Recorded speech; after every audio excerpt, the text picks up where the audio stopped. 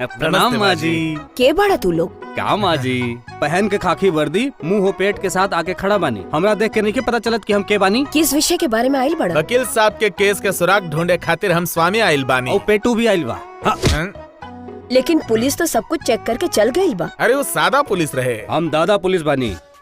मतलब original police बानी। ये जो खड़ा बाड़े माथा पे चंदन लगा के, ये चेकिंग स्पेशलिस्ट जगन्नाथन बाड़े। हम टिका के साथ उनका चेला अटैक अनवल। ईमान शाकाहारी बाड़े, हम शाकाहारी बानी। हाँ हम दोनों बानी। विजय मूर्ति साहब चेक करेला भेजले रहे, हम चेक करी।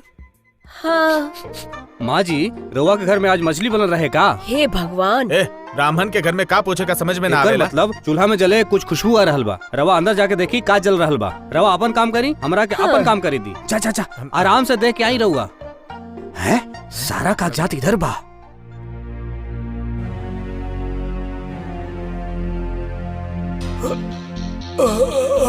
भगवान तो हर भला करे। कितना गंदा बा। वो अपने आप के वीर शिवाजी समझत रहले। एकरा के भंगार में बेच के पैसा तो मिली। कारे सत्या, तू फाइल ढूंढे आइल बाड़े या इनका श्रद्धांजलि देवे आइल बाड़े? चल फटाफट अपन काम कर।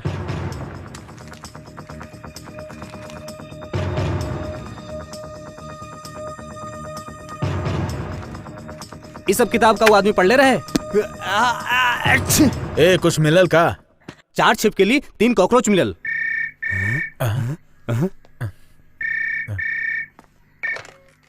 हेलो, मिसेस उदय मूर्ति हियर। भाभी हम विजय मूर्ति बोला था। हाँ बोली भाई साहब। का गायत्री स्कूल गई? हाँ चल गई भाई साहब। आप डॉक्टर का दिखावे गई रहली, का बोले कुछ ना, डॉक्टर? दवाई देले और खाए के बोले रहे। और तो कुछ और ना? तो कुछ ना। अरे हाँ भाई साहब, राउर भेजल दुगो पुलिस घर में चेक कर रहल बा। हमार भेजल गई? हाँ वो ये बोललस। देता नहीं भाई साहब। हाँ माँ जी। रउआ लोग से बात कर। विजय मूर्ति साहब लाइन पर बा। ना ना तू बात कर लो, वो बड़का साहब बाना। मार तो लग गई। हेलो सर, हम अटैक अलवर बोल रहल बानी। कौन अलवर बे? सही पहचान ली रहुआ। विजय मूर्ति साहब बगुला बाड़े। हमरे से होशियारी करत बड़ा। हम इनकाउंटर विजय मूर्ति है। हमरे हाथ पड़बा तब बैंड बजा दे। क्या हुआ तू दोनों? हमार ज्यादा प्रशंसा ना करी सर, हम तो अपन फर्ज निभा रहल बानी। रास्कल, हमके का एड़ा समझेला? फोन भाभी के दे। माँ जी बोलले फिल्टर कॉफी देता नहीं। हम ही कहली कि रवा काहे के तकलीफ करता नहीं। हम समझली रवा लेके आई। सर डांट रहल बाड़े, प्लीज फास्ट। गाड़ी घुमा भैया के घर चलब। तू वही रुका, हम आवता। कोनो जल्दी नहीं के सर, काम खत्म करके हम रवा के बाद में फोन करता नहीं सर, रखता नहीं। हमरा खेत बा कि तत्काल ई नंबर सेवा में नहीं खे। सत्या सत्या, वो विजय मूर्ति पलट के ही आ रहल बा। तो है के जो निकाले के बाद जल्दी निकाल, फिर एस्केप हो जाए। अब तक कुछ हाथ में लागल। अगर हाथ लगे ना तो सही सलामत हम घर ना पहुँचब। ऐसे भी वो टेंशन पार्टी बा। ऐसे भी फोन पर हम गलत गलत बोल दे रहनी। यमराज के रूप धारण करके आ रहल बा। हम का करी? अरे तू का बजा रहल बाड़े? हम कहाँ बजा रहल बानी? डर से हुए बज रहल बा। ये 2 व्हीलर स्टैंड के टोकन बा। पीछे वीबीआर लिखल बा। आगे से क्या रहल बा तोरा मालूम बा? जल्दी चला, जब भी हुई बाद में देख लो जाई। चला चला जल्दी चला, चला चला चला चल चल जल्दी कर जल्दी। कॉफी ले लीजिए। कॉफी? ये कॉफी है? माजी वो TN 2949 गाड़ी उनकरी गाड़ी बस। अभी गाड़ी कहाँ बा कुछ मालूम बा? नहीं बता सर, वो बार बार रिपेयर करे के पड़े। आधा टाइम तो गैरेज में ही रहेला। वो मरे से 10 दिन पहले से ही ऑटो से ही जाते रहे।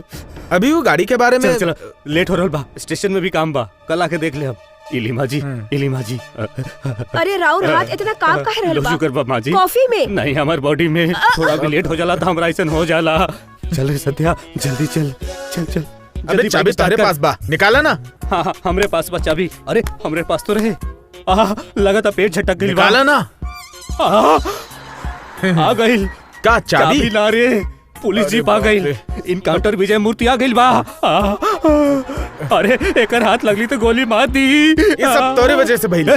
तू तो हाथ से स्टार्ट कर देते रहले, अभी पैर से तो स्टार्ट कर। स्टार्ट नहीं हो रहल बा। अच्छा 1 मिनट रुक सत्या। आए तू स्टार्ट करे वाला बाड़ा का? नहीं, स्टॉप करे वाला बानी। स्वामी ए रोका रोका गाड़ी, रोका रोका रोका रोका गाड़ी रोका। ए रोका, देवा पे चढ़ा देवे कारे। ए उतर गाड़ी से। के बाड़े तू? के गाड़ी देख के समझ में ना आवता का पुलिस? तू पुलिस बतेबा, हम विश्वास कर ले। अब ऐसे ही 2 टोपरी बोल बोल के 8 घर में चोरी करके भाग गईलस। ओकरे ढूंढे खाती हम दोनों आइल बानी। तोहके देख के लगा था कि तू बहुत बड़ा दादा बाड़े। चल नीचे उतर। देखा हम हो पुलिस है। वो चोरन के ढूंढ एहिजा आइल है। इधर लाओ। सॉरी सर चक करल ही एक पुलिस वाला के फर्ज बा। अच्छा तू कौन स्टेशन से आइल हवा? साइदा पे रेलवे स्टेशन से सीधा ड्यूटी पर आगल बानी अरे सर। उस स्टेशन के बारे में ना पूछ कोनो स्टेशन होई सर, ई कोनो जरूरी बा? अपन काम जरूरी बा। रउआ ओने जाके खोजी, हम एने जाके खोजतानी। जब फर्ज आवेला तो हम बड़ा ऑफिसर छोटा ऑफिसर ना देखिला सर। बाद में हम रउआ से माफी मांग ले। अब चला तानी सर। अरे बाप रे। भाभी भाभी आई भाई साहब, केहू आकर बोली कि हम पुलिस वाला है तो का घर में घुसा एकर लेबू? मतलब वो दोनों पुलिस वाला ना रहले। कौनो फ्रॉड रहले जौन पुलिस बता के धोखा देले आपके? गली में 4-5 लोगन के घर में चोरी भइल बा। अच्छा वो दोनों देखम कैसे रहले? दोनों के पेट बड़ा बड़ा रहल, एक टीका लगवले रहे और दूसर के माथा पे चंदन लगवले रहे। बड़ा अच्छा इंसान जैसन बात करत रहे वो दोनों। अरे वो लोग कहाँ बड़े? के बा सर? वो जौन पुलिस वाले रहले? वो तो उहे वक्त चल गईले। छी